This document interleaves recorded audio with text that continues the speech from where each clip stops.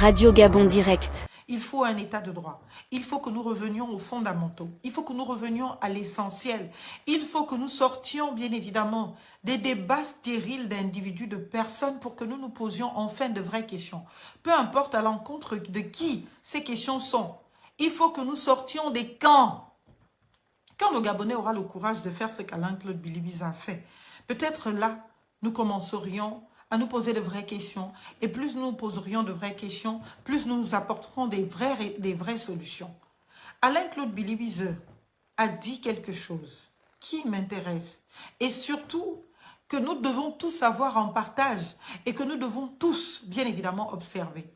Il a demandé pardon à l'occasion justement de sa conférence ou du moins sa conversation, le droit tout se dire. Il a dit quelque chose qui devait interpeller et devrait interpeller les Gabonais. Je vous demande pardon de n'avoir pas suffisamment défendu le Gabon et d'avoir défendu mon camp. Parce que oui, nous savons qu'il a le talent, il a la compétence. Et tout ce que vous lui reprochez aujourd'hui, c'est justement de n'avoir pas, en son temps, défendu le Gabon, défendu les Gabonais, défendu les citoyens, mais défendre son camp, bec et ongle. Et il a fait avec brio. Et c'est d'ailleurs pour cela qu'il est resté, bien évidemment, dans la mémoire de beaucoup d'entre vous. Et qui aujourd'hui, bien évidemment, restait sur cela pour dire on ne peut pas lui pardonner. Pourquoi? Parce que vous savez qu'il a le talent et vous auriez aimé qu'il utilise ce talent-là pour défendre le Gabon et les Gabonais, mais pas pour défendre son camp. Il a reconnu que oui, tout n'a pas été mauvais dans sa gouvernance ou dans la gouvernance à laquelle il a participé. Mais bien évidemment que la hargne, le talent, l'intelligence qu'il mettait pour ne défendre que sa manière ou la manière de voir et de lire les choses de son parti politique, le PDG, à ce moment-là, aurait peut-être été utile s'il se permettait bien évidemment de revenir à l'objectivité et de se dire ceux qui gueulent là-bas, ceux qui crient là-bas ne sont pas forcément contre nous systématiquement. Il faut peut-être qu'on essaye d'entendre leur manière de lire les choses et leur manière de voir les choses et de trouver ensemble des solutions. C'est vrai que quand on appartient à un gouvernement, on ne peut pas s'auto-juger ou s'auto-incriminer. C'est même un principe de droit. Le défaut ou du moins le refus de l'auto-incrimination. On ne peut pas s'auto-condamner, on ne peut pas s'auto-incriminer. Donc, tu ne peux pas appartenir à un gouvernement que toi-même tu condamnes. Mais tu peux quand même être réceptif à la douleur des autres. Tu peux être réceptif, bien évidemment, à la difficulté des autres et de te dire que, tiens, est-ce qu'on peut essayer d'entendre? Est-ce qu'on peut essayer d'ouvrir la discussion, le débat? Mais on n'en a pas été capable jusque-là au Gabon. Au Gabon, on n'a été que dans un jeu de clivage politique. Soit je suis avec X ou je suis avec Y. Et quoi qu'il se passe pour le Gabon, on s'en fiche. Chacun va dépendre d'abord son camp. Dès qu'on dit quelque chose contre Bilibiza, je sors. Je dois venir défendre Bilibiza bec et ongle, sans tenir compte, bien évidemment, des frustrations des autres. Dès qu'on dit quelque chose contre Oligui, ceux qui défendent Oligui vont sortir tout de suite. Que ce qu'on reproche à Oligui soit vrai, ou que ce soit même acceptable, aucun Gabonais ne l'entendra qui ne soit pas, bien évidemment, du camp d'Oligui. Tout de suite, qui soit du camp d'Oligui. Tout de suite, ils vont sortir pour venir faire la défense en ligne et défendre leur camp.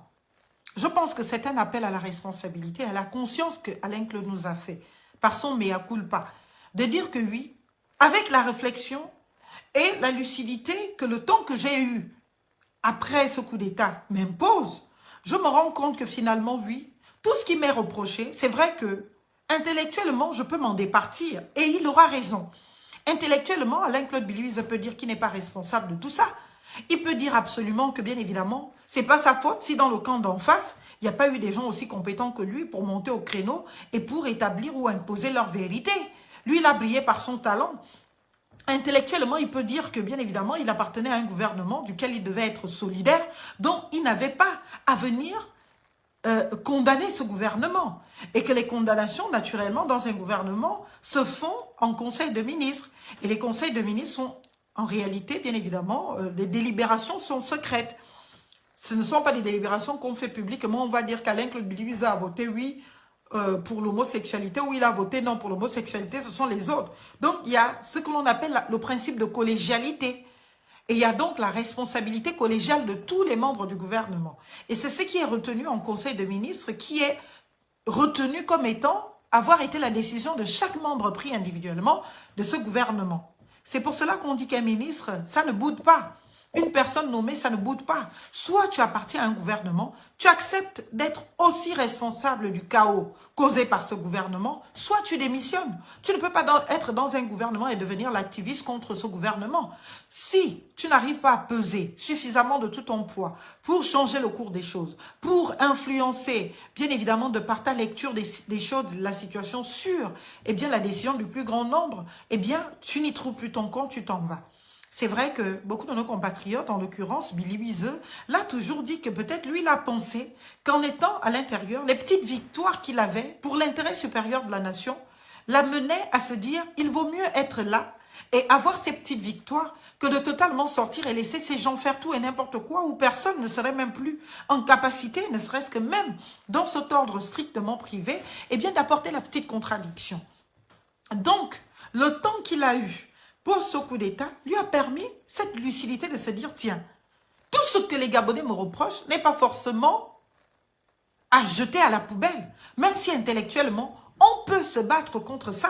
On peut déconstruire tout ce que les Gabonais attribuent à Billy Wieseux. Intellectuellement, on a les arguments pour ça. Mais est-ce qu'à un moment donné, conscient de ce que sont, bien évidemment, des Gabonais, conscient de ce qu'est le peuple gabonais, de son niveau de compréhension, de son niveau d'entendement, il ne sierait pas, eh bien, de se poser 2 secondes et se dire, bon, on va peut-être tenir compte et de voir ce qu'on aurait pu faire et comment il faut désormais agir. Et il vous l'a dit, il regrette de n'avoir pas suffisamment pesé dans l'intérêt supérieur de la nation et des Gabonais. Il regrette aussi, bien évidemment, de ne s'être consacré qu'à défendre son parti, donc les positions de son parti, et c'est la lecture de son parti qui était la lecture. Peu importe la raison que pouvait développer un autre Gabonais, il n'avait pas à y accorder du temps. Il accordait du temps à ce que la ligne du parti avait décidé. Et lui, il utilisait son intelligence au service, bien évidemment, de cette ligne du parti. Puisque le parti prétendait à ce moment défendre la République et l'intérêt supérieur de la nation, il s'en contentait. Alors que le recul qu'il peut se permettre aujourd'hui, en étant plus aux affaires, l'amène à se rendre compte de ce que, oui, les Gabonais sont surtout fâchés et en colère contre lui parce qu'ils auraient aimé que son talent, il l'utilise pour les préoccupations des Gabonais. Il l'utilise non pas seulement pour son camp, mais à des moments, bien évidemment, établir, eh bien, cette objectivité de se dire non, les autres en face ne racontent pas que de la merde. Il faut peut-être en tenir compte. En tenir compte, bien évidemment, en le considérant dans nos décisions, dans nos actions. Parce que finalement, ces gens-là aussi sont des Gabonais.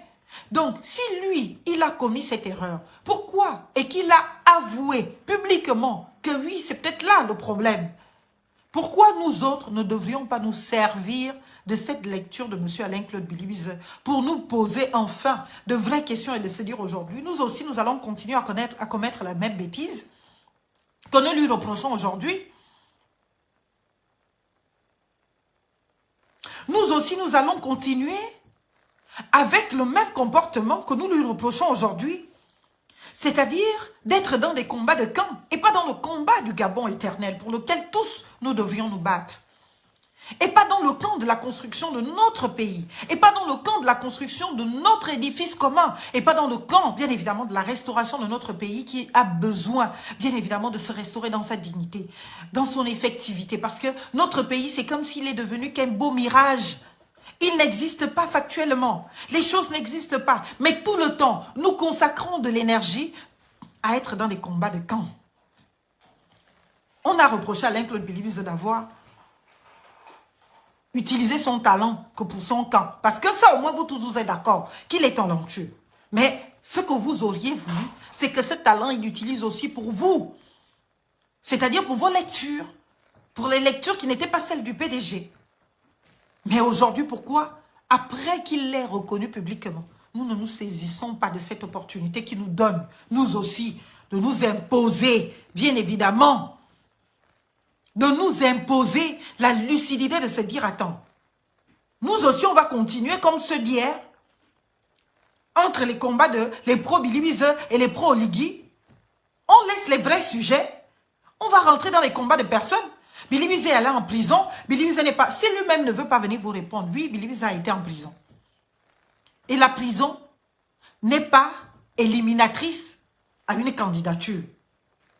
Parce que Nelson Mandela, qui est devenu l'un des plus grands hommes de ce monde, a été en prison. Radio Gabon Direct.